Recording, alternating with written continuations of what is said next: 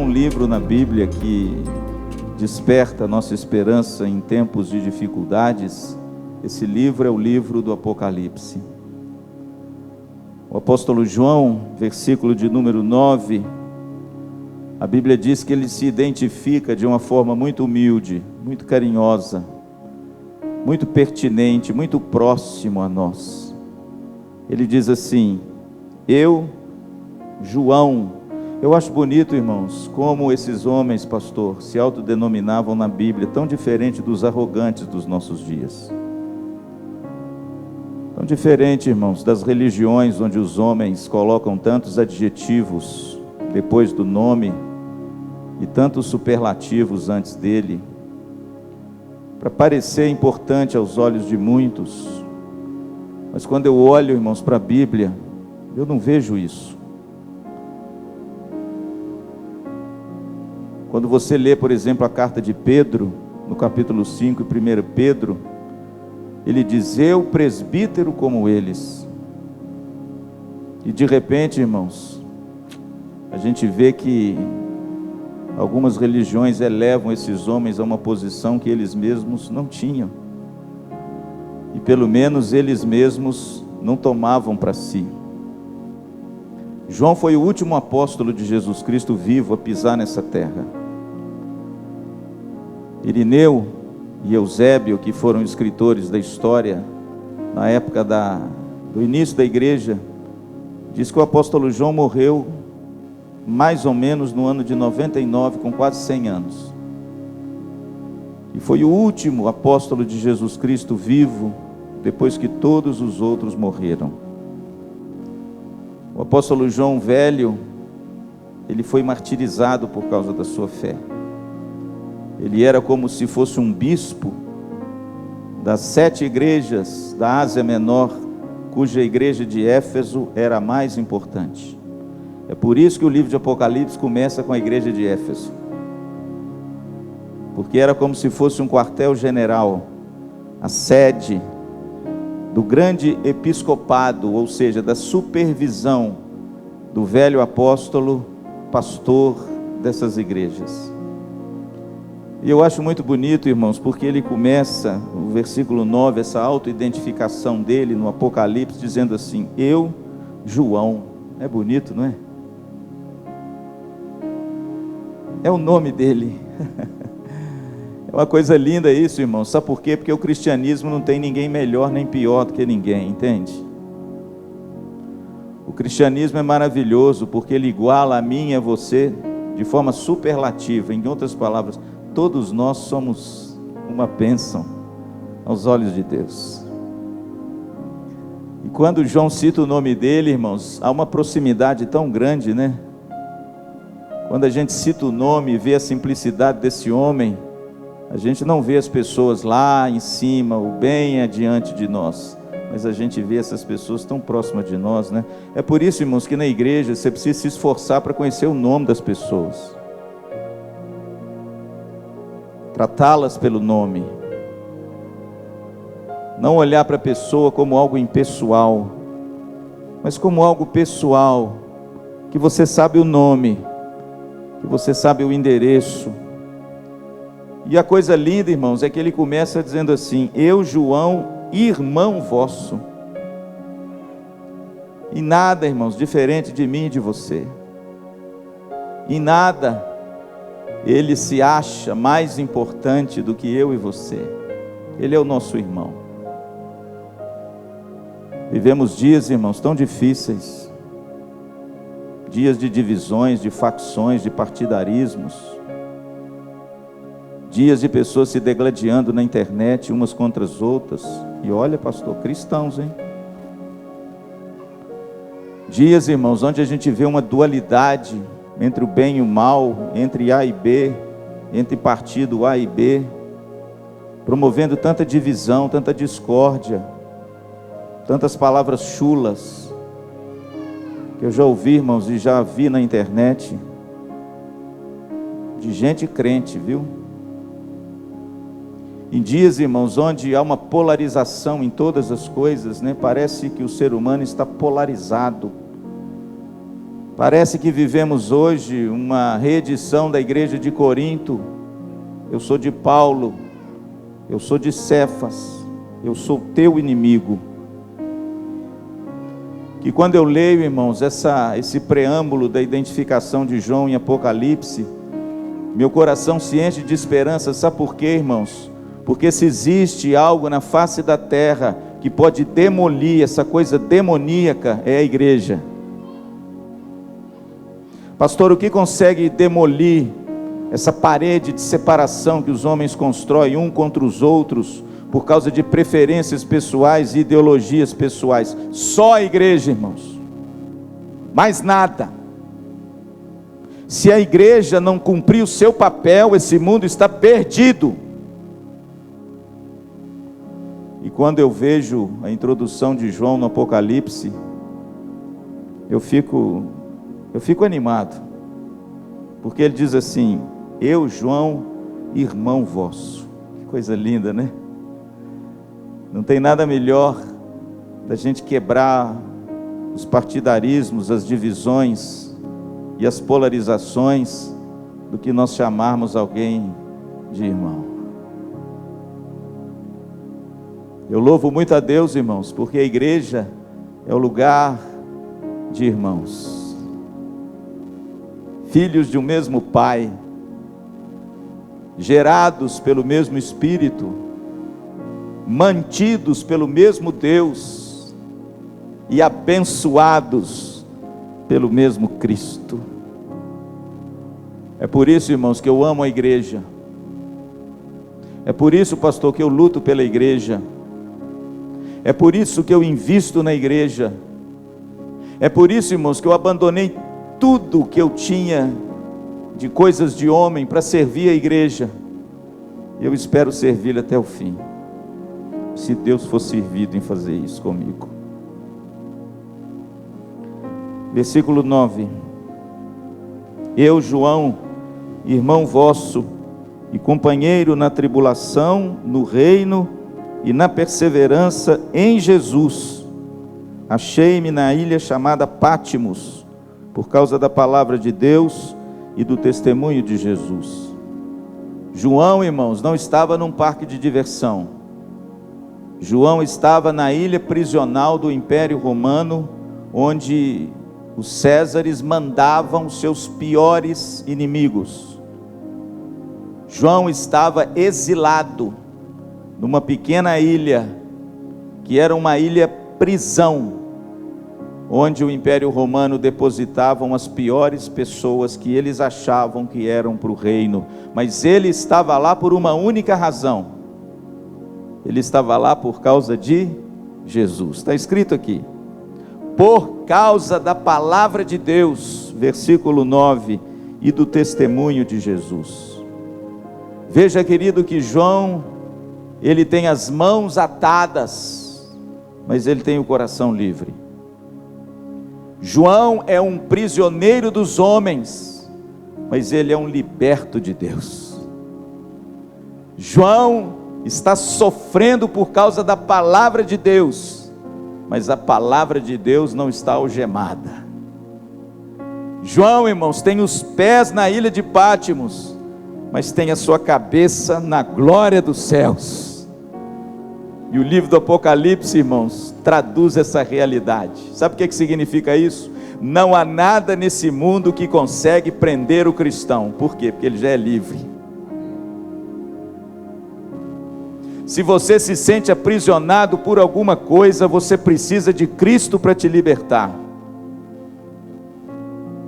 Se você se sente subjugado por algo, se algo detém o poder de aprisionar a sua vida, você precisa ser liberto pelo sangue do Cordeiro, porque se o Filho vos libertar, verdadeiramente vocês serão o quê? Livres. A Bíblia diz que João, irmãos, estava numa ilha preso, mas o seu coração era livre, a sua mente era liberta, os seus lábios destilavam a palavra de Deus e louvores ao Senhor, e a sua pena, inspirada pelo Espírito Santo, para conceder a mim e a você o único livro que narra as palavras de Jesus depois dele ressurreto e glorificado dos mortos. Você sabia disso? Depois que Jesus ascendeu aos céus, o único livro do qual Cristo fala à sua igreja é o Apocalipse. E ele usou quem? Um prisioneiro, um homem, irmãos, que tinha tudo para reclamar e murmurar, como muitos hoje o fazem. Usou um homem, querido, que estava vivendo na sua velhice, não numa casa bonita, com uma família ao redor da mesa. Um homem que na sua velhice, irmãos, não estava colhendo os louros da sua aposentadoria, as benesses daquilo que ele construiu nesse mundo. Um homem, irmãos, que na sua velhice estava sofrendo as agruras, sabe de quê? Da fidelidade que ele sempre teve a Cristo, seu Senhor, o qual pelo Jesus foi chamado de discípulo amado. Que coisa gloriosa. Versículo 10. Achei-me em espírito no dia do Senhor, domingo, hoje representa o dia que ele teve essas visões gloriosas e registrou no livro. Achei-me em espírito no dia do Senhor e ouvi por detrás de mim uma grande voz como de trombeta. Coisa engraçada, irmãos. Sabe o que eu já aprendi nesses meus 30 anos de igreja? Que Deus tem formas engraçadas de falar com a gente. E uma das formas mais engraçadas é na hora da dor. João ouviu uma voz. Quando, pastor? Quando ele estava lá pastoreando a igreja de Éfeso, feliz da vida e solto? Não. Quando ele estava preso, separado de tudo e de todos, numa ilha prisional, distante da sua igreja, atribulado, enclausurado, a Bíblia diz que ele ouviu uma voz. Deus tem jeitos surpreendentes de falar comigo e com você. Talvez você esteja passando por um período de dificuldade. Talvez você esteja passando as agruras dessa pandemia. Talvez você esteja amedrontado, você que está me ouvindo aí nas redes sociais. Talvez você esteja sentindo a perda de um ente querido, às vezes, na sua casa. Talvez você esteja lidando com alguém que está num leito de enfermidade, sofrendo com essa pandemia. Talvez você que esteja aqui nessa noite está sofrendo um litígio na sua família, divórcio, separações. Talvez você esteja lutando com um filho enfermo nas drogas. Talvez você esteja lutando com relacionamentos equivocados, iras, discórdias, dentro da sua casa ou até dentro das suas igrejas. Deus tem maneiras tão engraçadas, irmãos, de tratar com os seus. E muitas vezes a gente ouve a voz de Deus, não é na hora da alegria e da felicidade, não. É na hora da dor. Às vezes, irmãos, o sofrimento é uma bênção. Porque através do sofrimento, o coração soberbo, ele fica mais humilde. E a Bíblia diz que Deus concede aos humildes a sua graça, mas ao soberbo Deus resiste. A Bíblia diz que João estava na ilha de Pátimos e ele ouviu uma voz. Quem sabe, querido, você esteja sofrendo e Deus quer falar com você. C.S. Lewis, meu pastor já citou isso aqui. C.S. Lewis, no livro Cristianismo Puro e Simples, ele diz que o sofrimento é o trombone de Deus, no qual Ele fala conosco de forma mais audível. Por isso vocês vão ouvir do pastor Luciano aquela ladainha que eu falo quase todo domingo: não tenha medo de sofrer e nem vergonha de sofrer. O sofrimento para o cristão, irmãos, É uma das formas que Deus quer falar com você e tratar com você. E de outra forma, talvez você não ouviria a sua voz.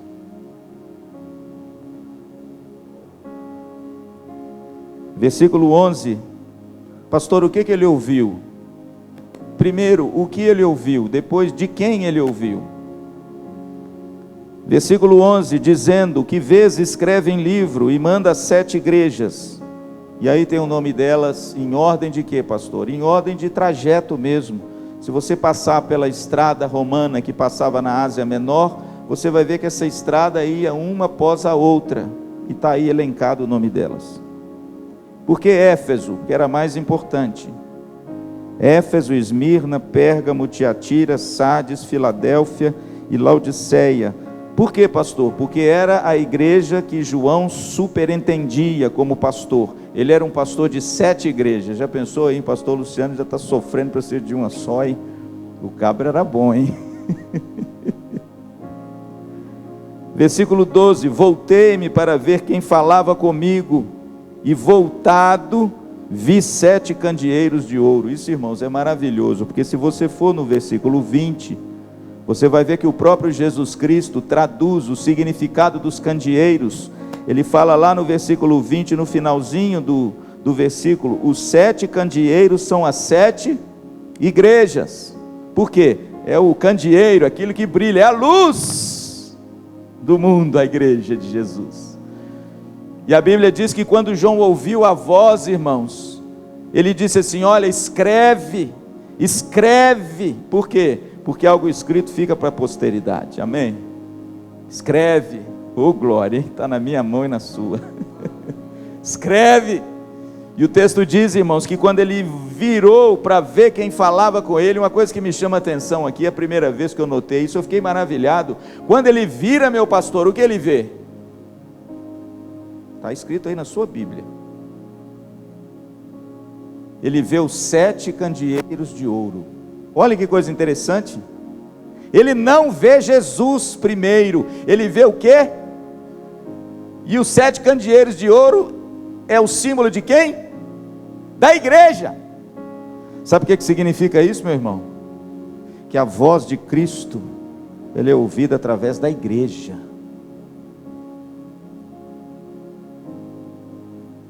Tem muita gente desigrejado por aí. E as fileiras dos desigrejados vão serem mais robustas ainda quando terminar essa pandemia. Porque muitos que já estavam mais para lá do que para cá, vão ficar para lá. Mas o que eles não sabem, irmãos, é que nós aprendemos do Apocalipse, que a voz de Cristo, aquela voz que João ouviu, e que ele virou para ver quem falava com ele, ele não viu primeiro Jesus, ele viu primeiro a igreja. Sabe por quê, querido? Porque a igreja é o grande intérprete da voz de Deus, para trazer a palavra de Deus ao seu coração. É por isso, querido, que você precisa da igreja. É por isso, querido, que a gente precisa vir na igreja. Sabe por quê?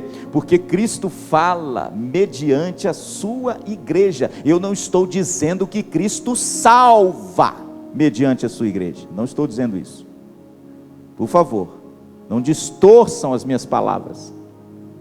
Salvação, quem nos dá é uma pessoa.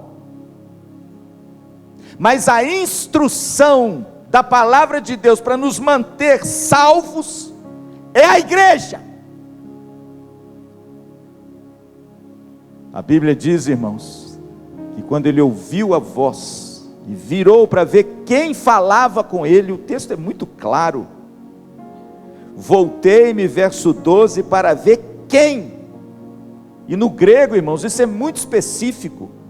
O grego, esse quem é uma pessoa, e quando ele vira para ver quem é a pessoa, ele não vê a pessoa, ele vê o quê? Ainda tem gente, irmãos, que teima em dizer o seguinte: eu não preciso de igreja. Eu vivo muito bem sem igreja, eu assisto os cultos online. Eu oro. Outro dia eu encontrei com uma pessoa e falei assim: não, pastor, não estou indo na igreja não, mas eu estou lendo a Bíblia. Meu filho, claro, ler a Bíblia é uma bênção, todo cristão tem que ler a Bíblia, mas todo cristão tem que ler a Bíblia e também ir na igreja, entendeu como é que é? Uma coisa não substitui a outra. Não, pastor, eu não como nada não, só bebo água. Não, querido, você não vai sobreviver, não entenda bem, você tem que beber água e alimentar. Versículo 13, vou terminar. E no meio dos candeeiros, agora sim, agora preste atenção, irmãos, tem outra coisa que me encanta. Quando João olha, ele vê os candeeiros, ou seja, ele vê a igreja. Por quê? Porque Cristo fala através da igreja, mas ele não só fala através da igreja. Olha o que o texto diz: e no meio dos candeeiros, um semelhante a filho do homem, com vestes talares, cingido à altura do peito, com uma cinta de ouro. Irmãos, Cristo não só fala pela igreja, ele habita no meio dela. O texto diz que quando ele olhou, ele viu no meio dos candeeiros. O que significa isso? Olha a ênfase, irmãos, na igreja. Ele se vira para ver quem fala e vê a igreja. E de novo, quando ele olha, ele vê que Cristo está onde? No meio da igreja. E é claro que aqui, irmãos, a descrição de Jesus não é mais aquela que a gente está acostumado a ver na sexta-feira, que o pastor falou aqui, na quinta-feira, Isaías 53. Não, irmãos, o nosso Jesus não é mais aquele coitadinho, ensanguentado, machucado, vilipendiado, com as pisaduras nos ombros, com aquela figura esquálida, humilhada, servindo de zombaria e escárnio dos homens, todo cheio de hematomas, com as costas dilaceradas, com o manto rasgado, todo sujo. Não, irmãos, não existe mais esse Jesus não existe. Quem é o Jesus hoje? O Jesus ressuscitado, que hoje as igrejas celebram a ressurreição, é esse aqui. Você quer ver quem ele é? Prepara, porque a identificação dele é uma coisa tão do outro mundo, que João procurou coisas da terra, para representar algo que ele não tinha jeito de representar, mas ele usou aquilo que ele tinha, entende? Quando você vê algo muito bonito, uma moça muito bonita, você fala assim: nossa, você não encontra. Não encontra palavras. Você fala: meu Deus, olha, parece diamante. Não, mas não é diamante. Entende como é que é? Quando você come uma comida gostosa, daquelas assim, que você fala: como é que estava essa comida? Não, essa comida está parecendo, e aí, me dá uma palavra. Sustância, pronto. Irmãos, agora preste atenção que eu quero terminar, porque o Jesus que você adora não é coitadinho mais não, viu? As igrejas estão muito enganadas com respeito a Jesus, e acham que Jesus hoje é aquele sôfrego, aquele que está todo machucado, vilipendiado, aquele que de repente é humilde cordeirinho, que de repente, meu pastor, a gente tem tanta peninha dele, porque sofreu tanto, né, por amor de nós. Não, irmãos, esse Jesus, na teologia, chama-se do estado de humilhação, mas o nosso Jesus hoje, que a igreja adora, ele está no estado de exaltação. Quem ele é? Dá uma olhadinha aí. No meio dos candeeiros, verso 3, um semelhante a filho do homem. De onde que João tira essa imagem? De Daniel. É Daniel que teve lá no Velho Testamento uma visão do Cristo glorificado, do Filho do Homem, e que é o próprio Jesus que se apropria dessa imagem. Ele mesmo diz sobre ele que ele era o Filho do Homem. Mateus fala sobre isso demais. Com vestiduras talares e cingido à altura de peito com uma cinta de ouro. Presta atenção que o negócio vai engrossar mais ainda. Ele tem umas vestes talares, ou seja, compridas, e ao redor dele tem uma cinta de ouro. Verso 14, a sua cabeça e cabelos eram brancos como a alva lã, parecido comigo, aquela sustância. cabelo, irmãos, olha o que o texto diz, aquela coisa branca, aquela coisa alva, como neve, os olhos, olha, irmãos, a descrição desse homem, como chamas de fogo, que olhos penetrantes, irmãos, que perscruta todas as coisas. Os pés, verso 15, semelhantes ao bronze polido, como que refinado numa fornalha. O bronze polido, quando você polia o bronze, irmãos, o bronze se assemelhava ao ouro. Por quê? Porque era usado como espelho, refletia tudo ao seu redor. A Bíblia diz que os pés desse homem eram de bronze polido. Verso 15, como que refinado numa fornalha. E a voz? A voz como de muitas águas. Ou seja, o que é voz de muitas águas, pastor? Eu sei lá o que é.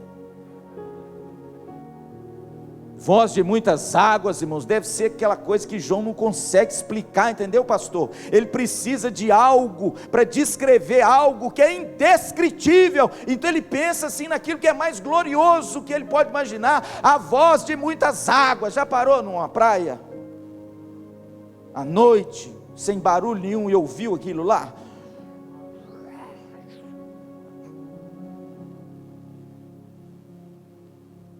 Versículo 16, tinha na mão direita 7 estrelas, e da sua boca saía uma afiada espada de 2 gumes. Em outras palavras, irmãos, se você continuar lendo o texto, você vai ver que as 7 estrelas são 7 anjos das igrejas, os 7 pastores. Sabe o que significa isso, irmãos? A liderança da igreja de Cristo está nas suas mãos.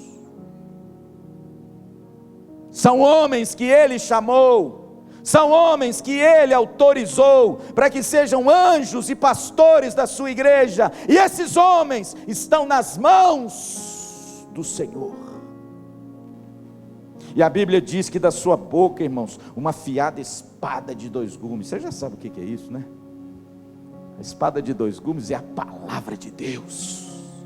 Por que ela é 2 gumes, pastor?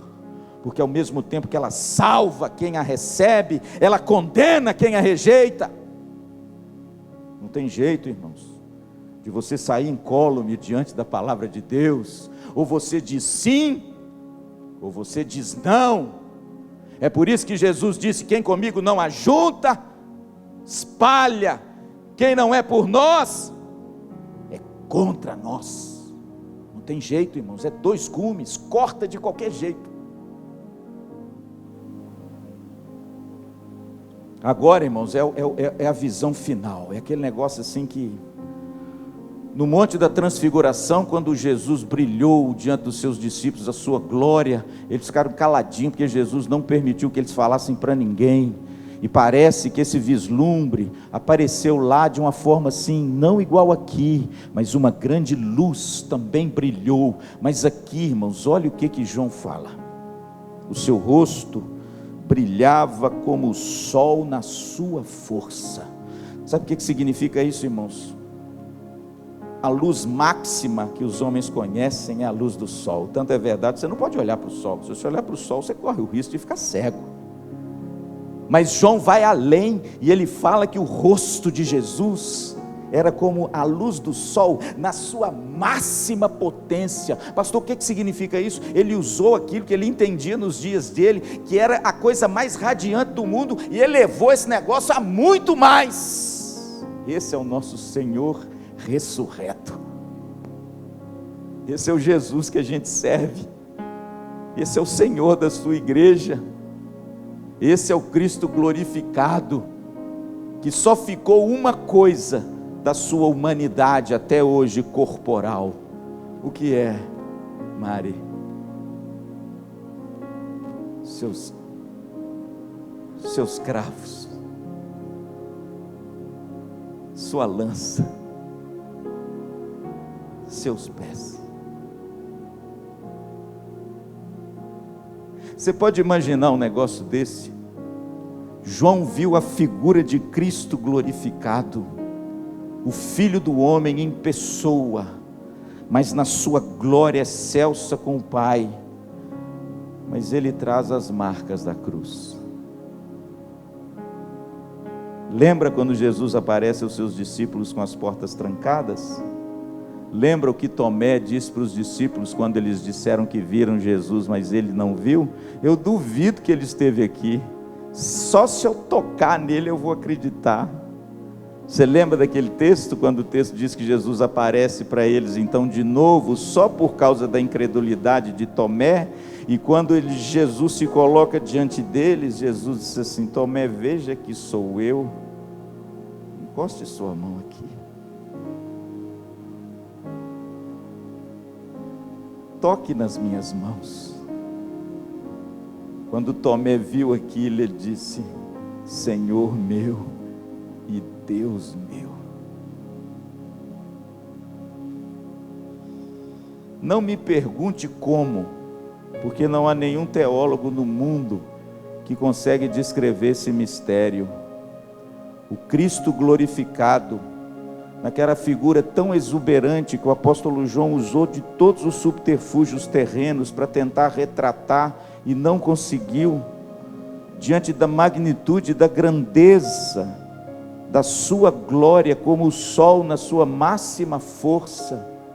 Esse homem, Deus glorificado, tem no seu corpo as marcas de uma cruz. E eu pergunto a você, por quê?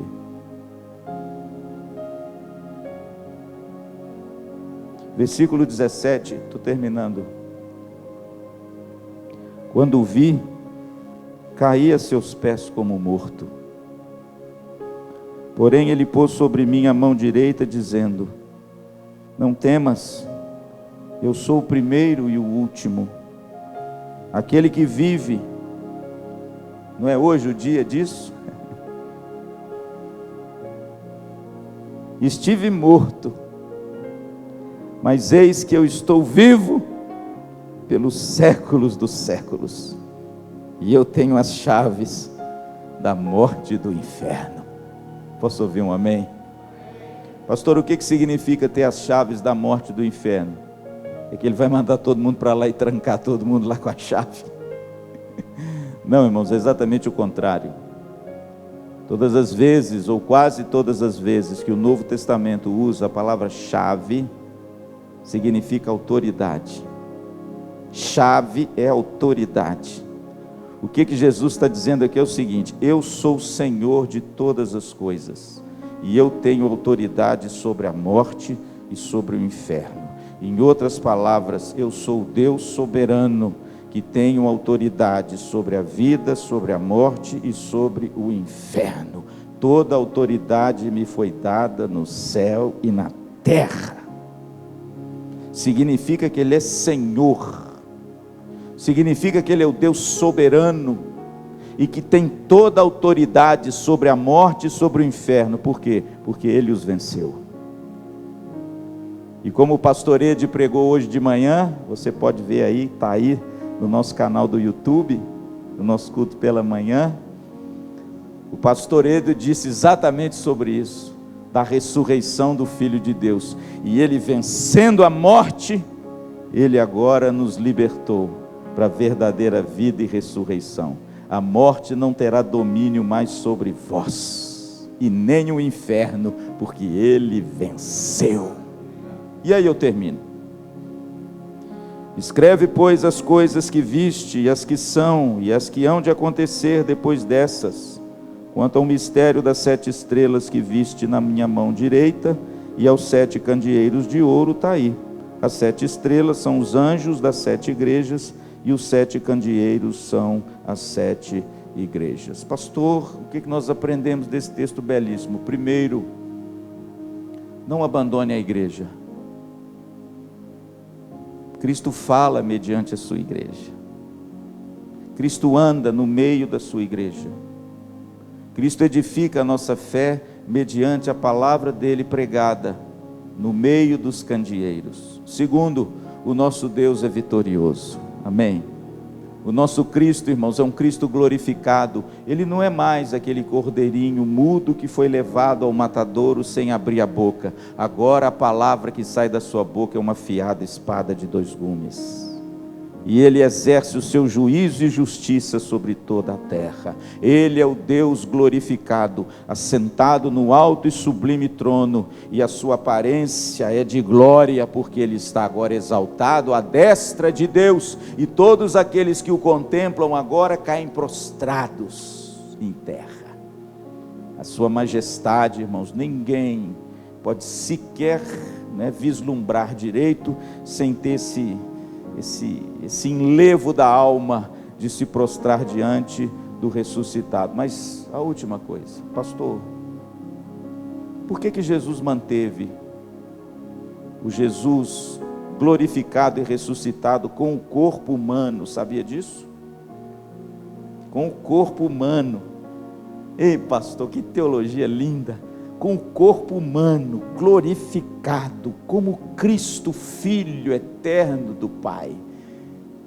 Ele manteve os cravos, as marcas nas mãos e nos pés. Por quê? Tem um texto em Isaías, irmãos, no Velho Testamento, como sempre o livro de Isaías, falando sobre Jesus de forma tão plena. Lá ele diz assim: e eu conservei as marcas nas minhas mãos e nos meus pés, para que eu nunca me esqueça. Agora olha que texto estranho. Será que Deus esquece? Não, né? É claro que isso aí é uma forma do escritor colocar algo que ele também não entende. Mas lá diz assim: eu conservei as marcas nas minhas mãos e nos meus pés, para que eu nunca me esqueça do quanto eu vos amei.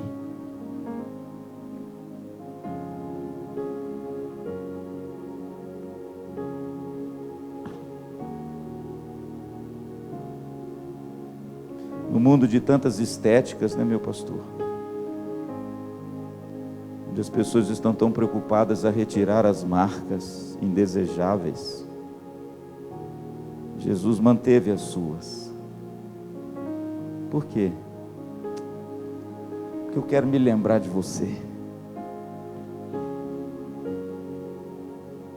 Eu quero me lembrar de tudo que eu fiz por amor de você. Amém.